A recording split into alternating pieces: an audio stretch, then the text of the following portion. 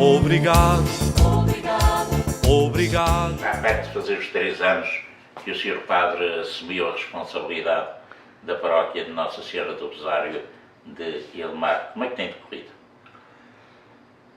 Bem, eu acho que, na minha opinião, tem corrido tudo bem, porque estou bem contente de onde estou.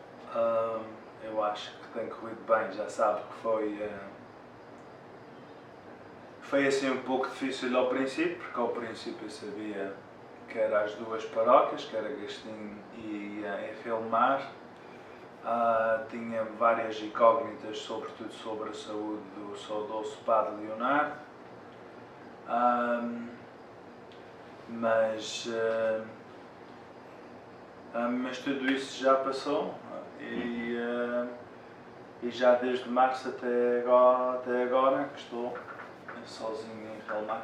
Já tive a oportunidade de outras vezes que falámos, de perguntar como é que conseguia conciliar de forma a poder funcionar em pleno as duas igrejas. Sim. Bem, em pleno, eu acho que a verdade é que não aconteceu, porque são duas paróquias, a distância entre as duas, as exigências, eu ter que utilizar outros sacerdotes para cobrir todas as missas, porque não é impossível. Em pleno, para dar justiça e aquilo que as pessoas, que cada paróquia merece ou merecia, isso estava longe de acontecer. Ao princípio, pois o Padre Trindade era para recuperar da sua operação, era para vir para trás e veio, ajudava-me com as missas e nesse tempo até foi talvez o melhor tempo, porque eu sempre gostei do Padre Trindade, desde quando estava de seminarista com ele, no verão. Era uma pessoa muito simples, muito amável, sempre a ajudar, apoiava-me em tudo. Tantas vezes que, quando eu acabava o meu serviço em Gastim, estava com ele ali à noite, conversávamos e ele, tudo o que eu dizia que estava a pensar em fazer, ele era sempre em favor. E não são todos os padres ou pessoas que fariam isso. Depois eu tenho aquela infelicidade de falecer e isso aí mudou muito, porque aí depois fiquei outra vez sozinho, veio um outro padre e o outro padre até que ajudou-me bastante, mas já não era a mesma coisa, as pessoas já não entendiam tanto, era mexicano, não entendiam bem e podia ter sido outro, podia ter sido até pior, mas já era muito, essa é a verdade, e não era justo para as duas paróquias, e eu acho que agora que as duas paróquias estão muito mais bem servidas com cada um com o seu padre, e sobretudo eu acho que este ano está bem ter um padre luso-descendente. Eu acho que foi a melhor opção. Ora, falou-me a melhor opção. A opção foi sua em optar pela Igreja de Nossa Senhora do Rosário ou foi por incumbência do Sr. Bispo? Não. Essa história é uma história muito simples de contar.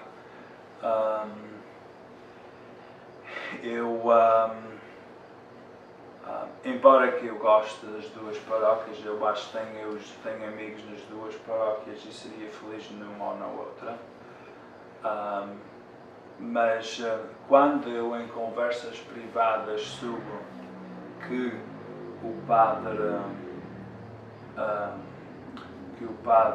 Daniel Ávila gostava de regressar para a sua terra de origem, que é Gastim, foi aí que eu mexi os pauzinhos para ver se ele vinha.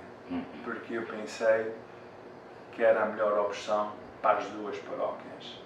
Se não existisse um padre chamado Daniel Ávila, se não existisse uma outra opção de um luso-descendente, eu ainda estava a fazer a mesma coisa como estava antes.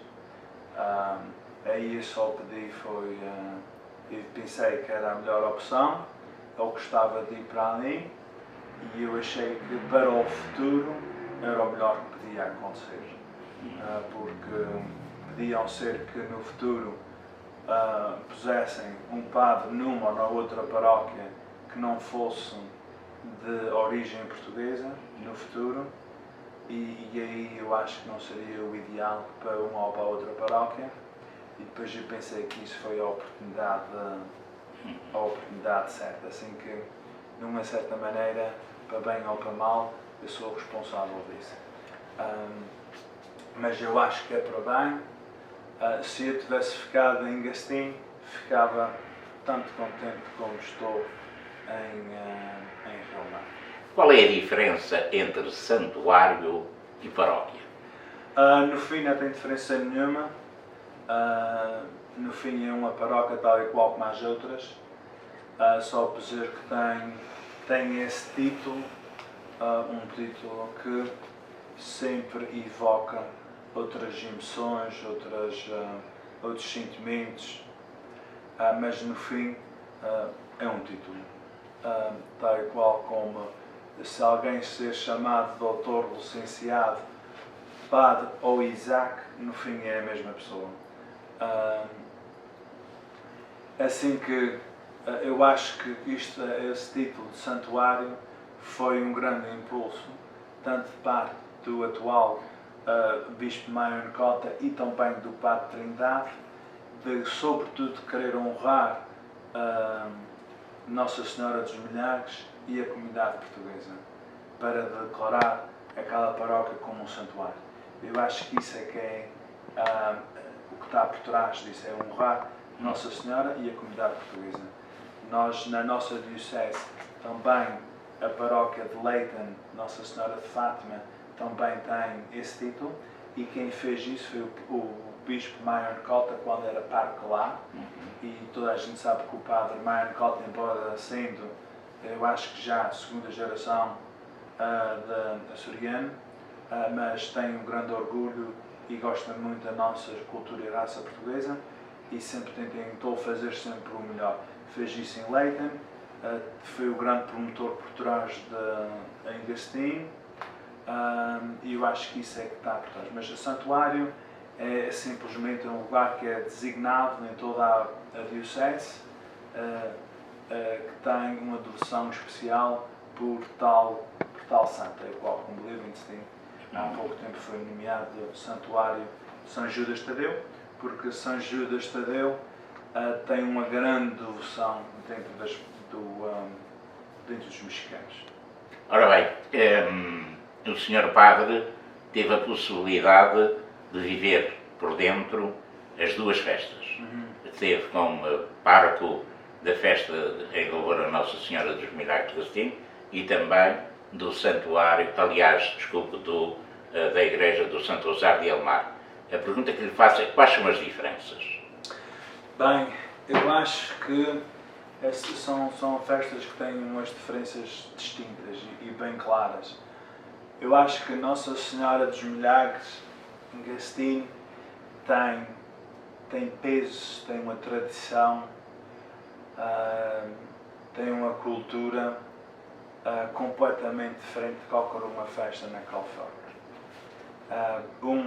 Por causa dos anos, eu acho que já estão a celebrar um pouco mais de 80. A festa de Nossa Senhora do Rosário em Rio Mar faz 30.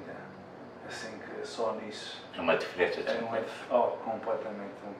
E depois tem o peso de uma história, e tem ali várias gerações naquela festa. Tem desde daqueles que são netos de quem começou com a festa, tem de várias famílias que têm aquela tradição de enfeitar o seu andor para a festa, que expande diferentes gerações, enquanto que a festa de Rio Mar tem 30 anos. Quem começou com aquela festa foi tudo pessoal que veio dos Açores. É assim uma festa, por isso, mais portuguesa, mais próximo de como as festas são feitas e vividas nos Açores, porque são feitas por imigrantes mais recentes. enquanto que a dos milagres tem uma tradição de várias gerações de quem já está cá há muitos anos. E isso aí faz uma diferença. Devoção. As pessoas na Califórnia têm uma devoção bem clara por Nossa Senhora dos Milagres. Vêm pessoas de toda a Califórnia, não é por causa da festa, por causa da Nossa Senhora dos Milagres.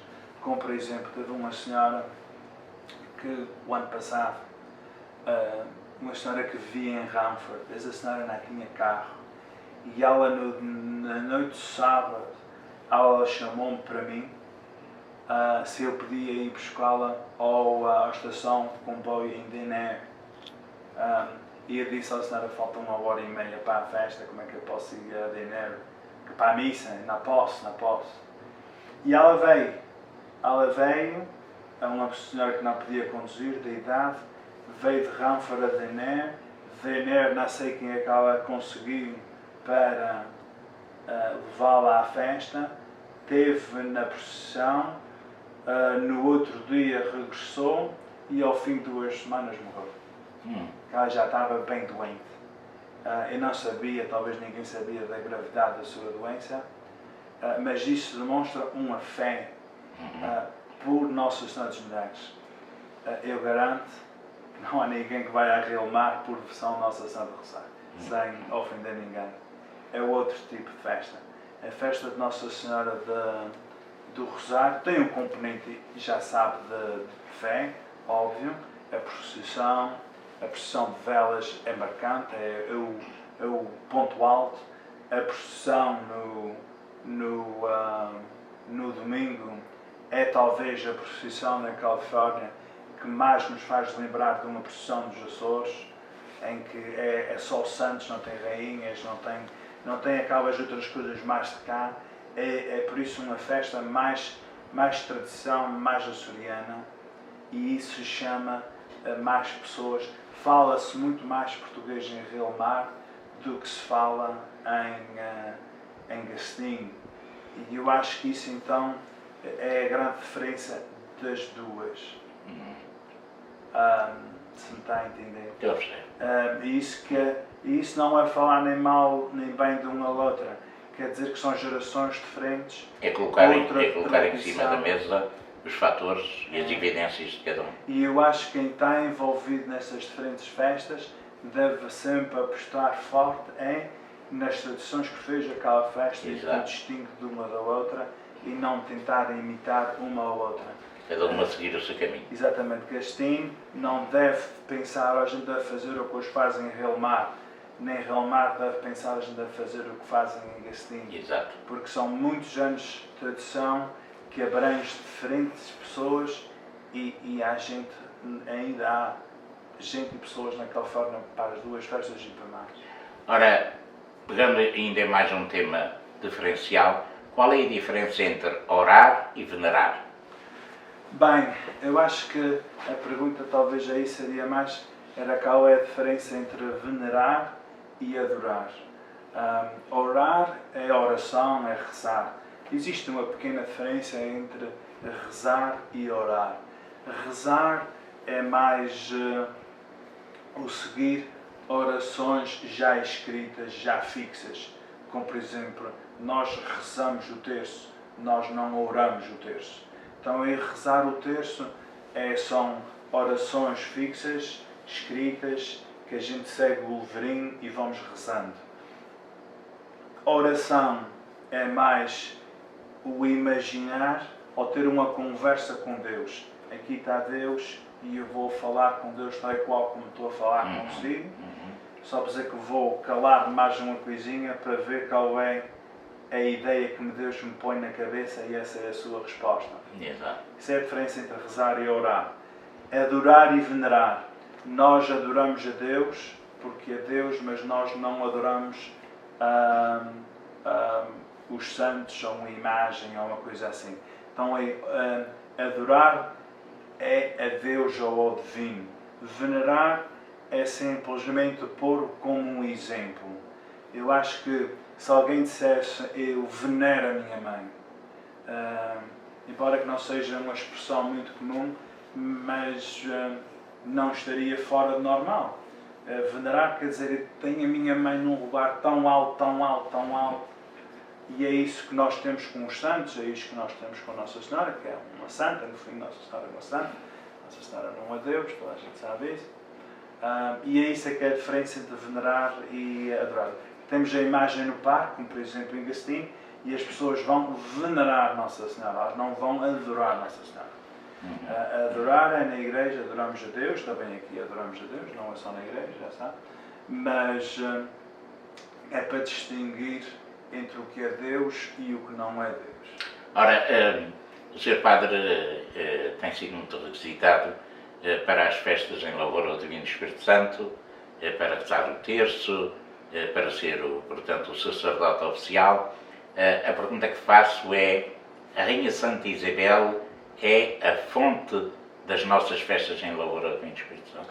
Bem, em primeiro lugar, se tem sido mais requisitado para as festas do Espírito Santo é porque não há outro. Essa é que é a verdade, não é por causa das minhas habilidades, porque padres portugueses na nossa comunidade são poucos, quase todos eles têm a sua paróquia e muitas vezes as festas, ou as pessoas que estão nas festas, não entendem o que é ser pároco, ter que abandonar a paróquia, ter que arranjar padre para o substituir, ter que pagar ao padre para o substituir, para ir para outro lugar e ter as pessoas da paróquia a dizer: mas porquê é que o nosso padre não está aqui com a gente, porquê é que ele vai para as outras paróquias? E pior, o nosso padre só está interessado em fazer dinheiro, é por isso que ele não está cá, vai para as outras festas porque o pagam e coisas assim. Nem sempre as festas ou as comissões entendem o lado de padre. Se os outros padres das nossas paróquias, da nossa comunidade portuguesa, se não o podem fazer, é porque têm as suas obrigações nas suas paróquias e as suas paróquias estão primeiro do que as festas. Uma coisa que me ajuda a mim é que eu tenho um horário de missas que me facilita. Eu tenho, por exemplo, a missa portuguesa às 8h30, a outra é às 10, assim que nestas festas aqui ao redor, que é às 11, 11h30, coisa por aí, para mim é mais fácil. Ou só tenho que arranjar um padre para uma só missa. Muito depende dos horários das festas em si. Quanto à pergunta em si, pois, sabe, eu acho que é que, como tantas coisas da história, tudo depende de qual é o livro que nós lemos e em qual é o historiador que nós vamos acreditar. Exato. Porque essas coisas antigas, a verdade é que têm diferentes histórias e diferentes origens. Exato. E eu acho que alguém para dizer definitivamente isto é assim, eu acho que não é tanto assim. Agora, para o meu entendimento, festas ao louvor do Espírito Santo não é uma coisa, vamos dizer, portuguesa ou açoriana, é toda a igreja.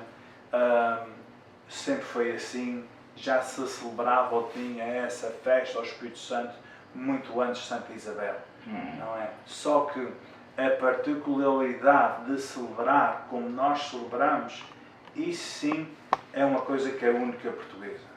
E portuguesa quer dizer açoriana. Exato. Porque perdeu-se no continente, dizem que quem tomar é que ainda existe qualquer uma coisa que é meia açoriana, mas muito por exemplo, dizem que a Ilha Terceira, que é baseada no esquema da cidade de Tomar e houve muito povoamento que veio daquela zona do continente para ser. Se é certo ou não. Mas isto para dizer que Santa Isabel já sabe que promove estas festas, traz os pobres para dentro do castelo, toca a dar um jantar a eles, coroa com a coroa do rei, e é isso vai celebrando o Espírito Santo. Eu acho que de caridade, e é isso que traz... Sentimento de generosidade também. E generosidade é isso, de caridade. E aí está tudo no que depois está na essência da festa do Espírito Santo. Que esses continentais trouxeram para os Açores e cada ilha com um templo e usamento criou as suas coisas diferentes. Ora, o senhor é um padre jovem, um sacerdote jovem. A pergunta que lhe faço é, continua a haver uma grande lacuna em vocações. Portanto, as vocações estão cada vez mais escassas. A que é que se deve, no seu entender? À falta de fé. Nós estamos a ultrapassar, dentro da Igreja, uma grande crise de fé. E como estamos a ultrapassar essa grande crise de fé, não é de admirar que então vai haver falta de sacerdotes. Essa que está na sua essência. Não é por causa dos padres não terem a possibilidade de se casar, não é por causa das mulheres não poderem ser sacerdotes, é por causa de falta de fé. Porque quando eu falo com outras igrejas, outras não, mas quando eu falo com igrejas protestantes, eles têm a mesma escassez de pastores, a mesma coisa. Como por exemplo ali em Rilmar, eles já há 2 anos que estão à procura de um pastor para a sua igreja, e eles na igreja deles pode ser mulher, podem se casar, podem se divorciar, podem se tornar a casar, e eles têm falta de pastores. Assim que quando as pessoas dizem que se os padres se casassem havia mais vocações, eu acho que é mentira. Estamos a atravessar uma falta de crise na fé. Se os jovens não vão à missa, seja o padre casado ou solteiro, eles não vão para padre. Se eles não vão nem à missa, muito menos para ir para Quais são as bases que encontra para que haja esta falta de fé? Bem, eu acho que a falta de fé vem porque os inimigos de Deus, porque eles exigem, fizeram um bom trabalho em tentar convencer as pessoas de que aquilo que sempre se acreditou e a forma de pensar desde o princípio é tudo treta e é tudo mentira. Os convenceram as pessoas disso. Mas quando nós pensamos no passado não quer dizer nem no tempo dos nossos avós, mas há 10.000 anos, nós notamos que toda a humanidade sempre acreditou num poder maior do que eles. Podem chamar Deus, podem ter 5 deuses, 1 Deus, 30 deuses, mas a humanidade, na sua generalidade, sempre acreditou de haver um ser supremo superior a eles. E no nosso tempo,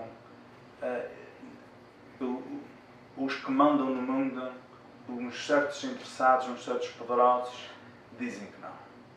E tentaram convencer e estão a tentar convencer que isso é assim. Então eu acho que tem a ver esses poderes, tem a ver a sociedade, a cultura, que fez dos ídolos, que a Bíblia tanto fala dos ídolos, fez dos ídolos Deus. Então aí o dinheiro, o poder, a comunidade, todas as coisas começam a ser os deuses das pessoas. E depois nós hoje temos um outro Deus. Temos o Deus do meio ambiente. Temos o Deus dos direitos animais. Temos um Deus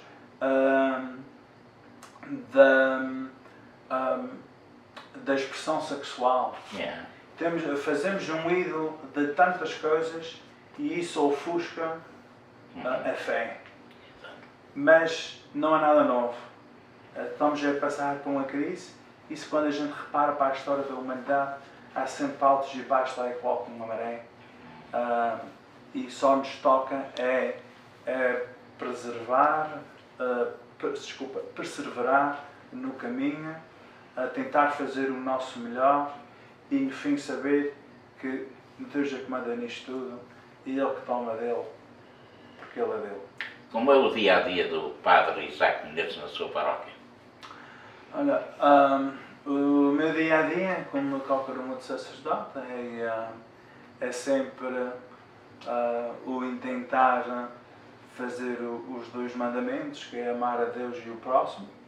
E isso é por meio da oração, é por meio da oração, é por meio das missas, por isso. E também é a outra parte, que é a parte social, como por exemplo vir aqui consigo, acompanhar, como ainda hoje fui ver uma pessoa num hospital,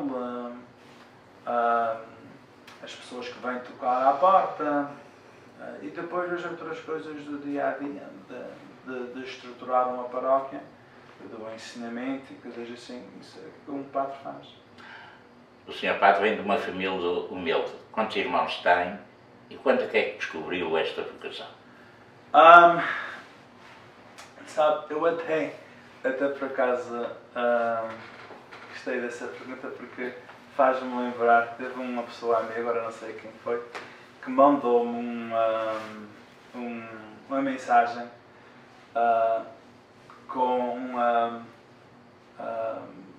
de uma conversa do Cantinflas mexicano, que toda a gente conhece, que até em Portugal também é tentado imitar.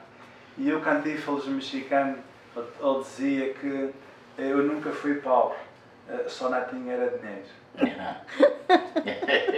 Sabe? E eu acho que isso é engraçado e é verdade.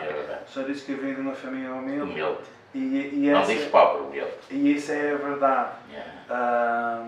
A gente não tínhamos dinheiro, mas do resto tínhamos tudo.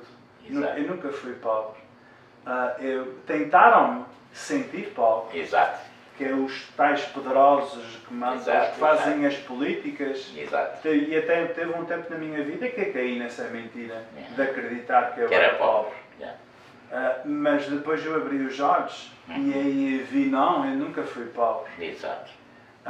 E isso aconteceu sobretudo quando estive no Equador. E não é em comparar-me com outras pessoas que viviam em situações económicas muito piores que as minhas. Exato. Mas era a comparar-me com as outras famílias, porque a gente está dentro da nossa família e a gente pensa que todas as famílias são assim. E eu, ao sair de casa, ou ir para o seminário, ou ir para o Equador e depois de padre, eu hoje de maneira nenhuma, se eu penso que fui pobre e eu penso que tive os melhores pais do mundo, que eu tenho uma grande família, nunca me faltou nada, eu sempre tive tudo mais. Éramos humildes e oxalá que seja sempre humilde. Teve um certo político português que dizia que dou graça à divina providência porque nasci pobre. Mas talvez era melhor dizer que dou graça à divina providência porque nasci humilde, para continuar a ser humilde. Na nossa casa, pois nós somos 5, os meus irmãos mais velhos, ou seja, são 4 rapazes e uma rapariga. Os meus irmãos mais velhos são todos pertinhos uns do outro em termos de idade. É tudo basicamente 16 meses de diferença. E depois, ao fim de 9 anos, nasci eu. Assim que os meus irmãos mais velhos é que suportaram muitas coisas que não me tocou a mim. Exato. Mesmo em termos de vida, não é? Meus irmãos ainda nasceram um tempo que não havia eletricidade. E o chão da casa era em terra batida? Não, isso já não. Já não? Isso já não. Eu sou desse tempo. Sim, mas não, eu já não nasci nisso. Meu pai também era desse tempo, mas já eu até não podia perguntar ao meu irmão mais velho, mas eu sei que não. Eu sei que nas casas onde eles viviam já não era isso. Mas eu já não, eu já nasci com eletricidade, televisão e quarto bem em casa e tudo isso. Já sabe que lá, meu pai era lavrador, minha mãe, já sabe, era em casa, como era o costume de lá. Doméstica, ainda bem, graças a Deus. E depois meus irmãos, quando no princípio trabalhavam com o meu pai, depois já para o fim já trabalhavam, era para fora e ajudavam nas horas livres, para uma maneira de fazer mais uns trocos. Depois viemos para a América em 91, vinha com 8 anos e fomos para a área de Tolar, que era onde tínhamos um tio de minha mãe, e foi lá onde nos fixamos, foi em Tolar. Quanto à pergunta em si, de vocação, eu não acho que a minha família fosse uma família mais religiosa que as outras, até não acho que a minha família era muito religiosa. Por exemplo, nós em casa, eu nunca vi meu pai ir à missa connosco, por exemplo. Eu nunca vi meu pai ir à missa. Meu pai ia à missa talvez num funeral ou numa coisa assim mais grande. Antes de se casar, ele era mais religioso, até cantava no coro e coisas assim. Mas na minha vida nunca fui à missa com o meu pai. Em casa nós não rezávamos o terço, nem nada disso. Agora a diferença talvez não, a grande diferença foi que o tio do meu pai, que era meu padrinho, que vivia connosco, ou melhor, nós fomos viver com ele, é que era um homem religioso, esteve no seminário, rezava então o terço com ele quase todas as noites, lia a Bíblia com ele, falávamos sempre dos santos, ele era sacristão lá da minha freguesia, e essa foi talvez a grande referência religiosa. Meu irmão também, o que está cá, também é dos todos talvez o mais religioso. Minha irmã também vai à missa todos os domingos, com a família, já sabe. Mas ele queria que eu fosse para um grupo de jovens. Meu irmão, que está cá, ele tem 12 anos mais do que eu, mas para mim sempre foi mais do que um irmão. E ele sempre a preocupar-se o que era o meu pai, pôr-me em certas coisas que eu pensava que era melhor para ele. Por causa que ele também esteve no grupo de jovens lá, esteve no ano naquele tempo que era chamado o Encontro de Shalom e coisas assim. E foi aí dentro da paróquia, casa, meu padrinho, grupo de jovens, foi aí que surgiu a ideia da vocação. Mas só para dizer que a ideia de vocação mudou muito. Porque ao princípio eu reparava como sacerdote, eu gostava muito daquela teologia da libertação, coisas assim, e eu pensava que era dedicar-me a uma causa, para ajudar os pobres e coisas assim. Eu vinha mais para esse lado militante. E depois no seminário tudo isso mudou. Quando eu fui para o Equador, ainda tudo mudou, esse pensamento, e para bem. No Equador também foi a primeira vez que eu saí do seminário, e foi por isso que eu fui para o Equador.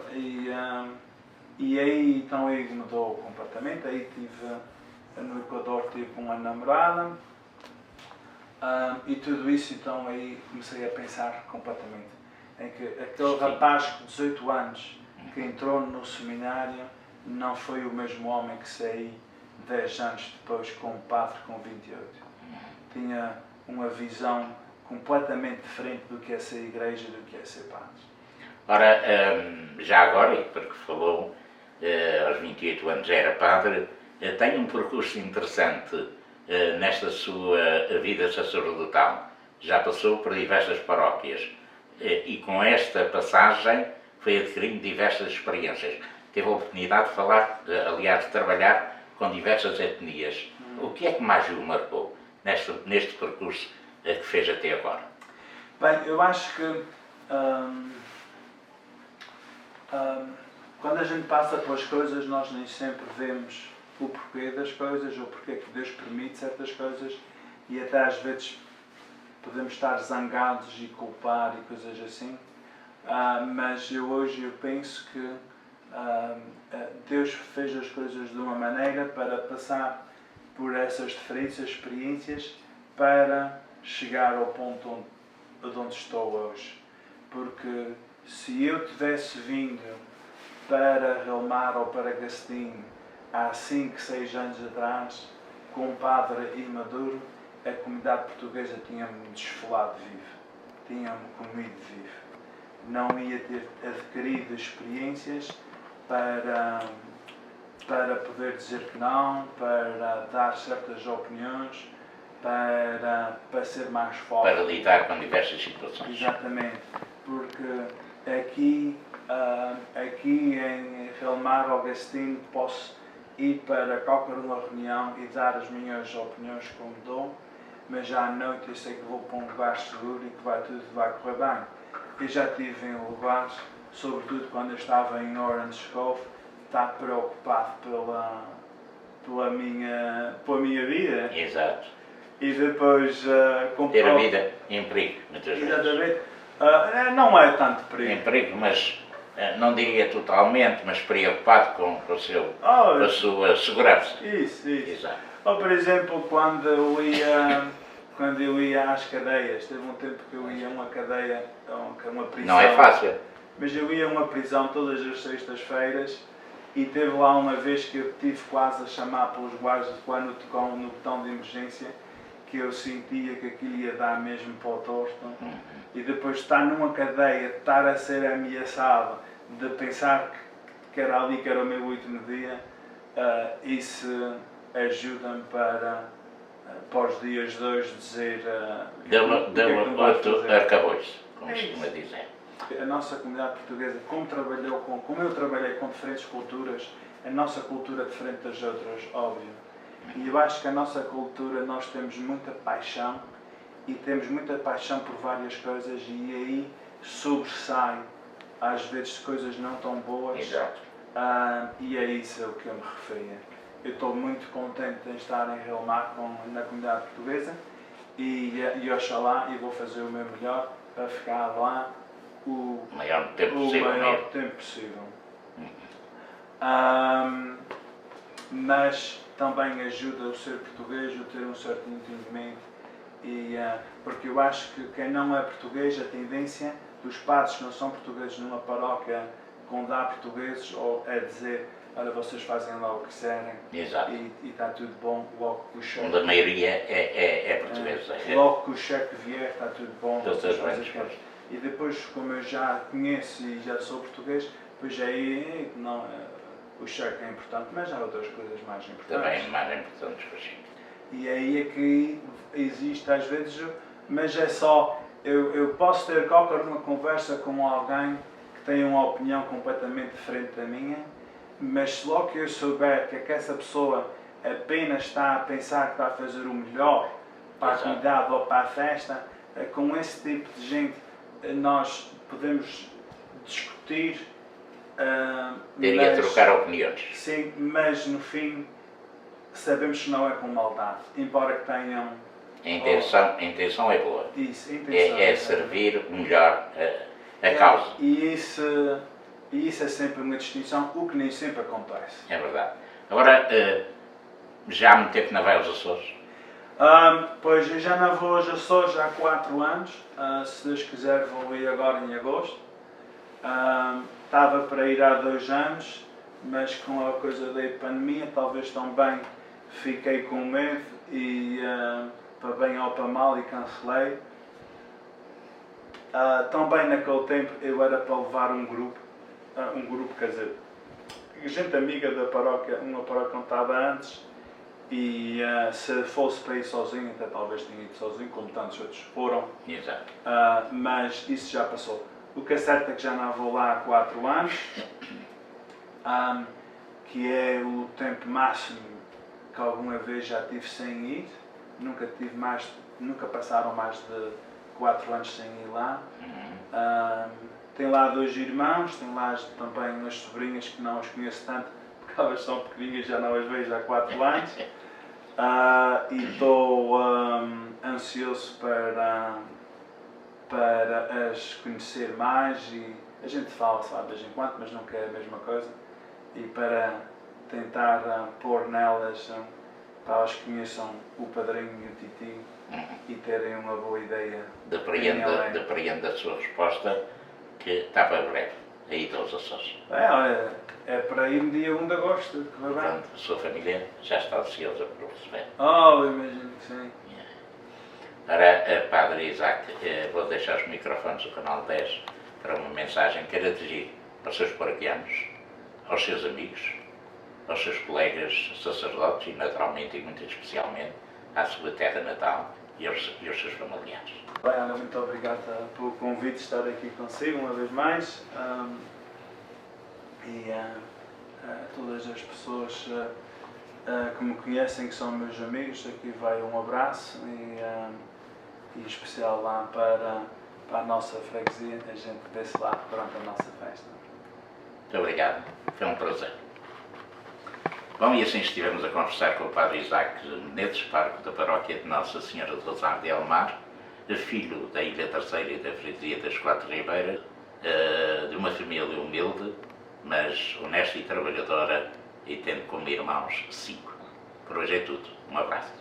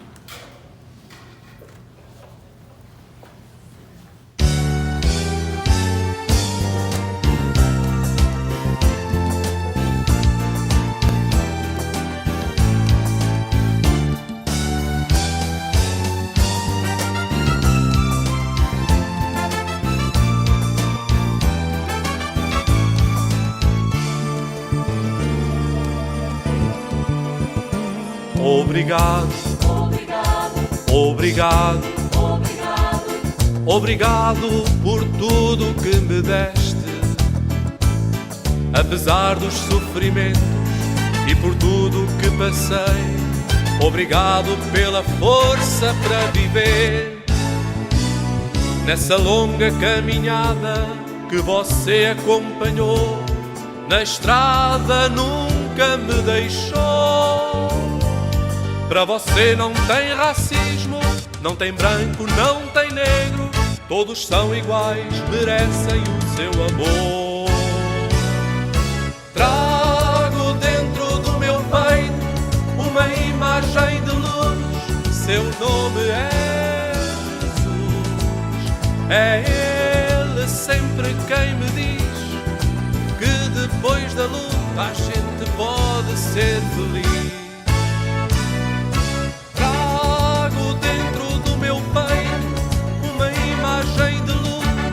Seu nome é Jesus.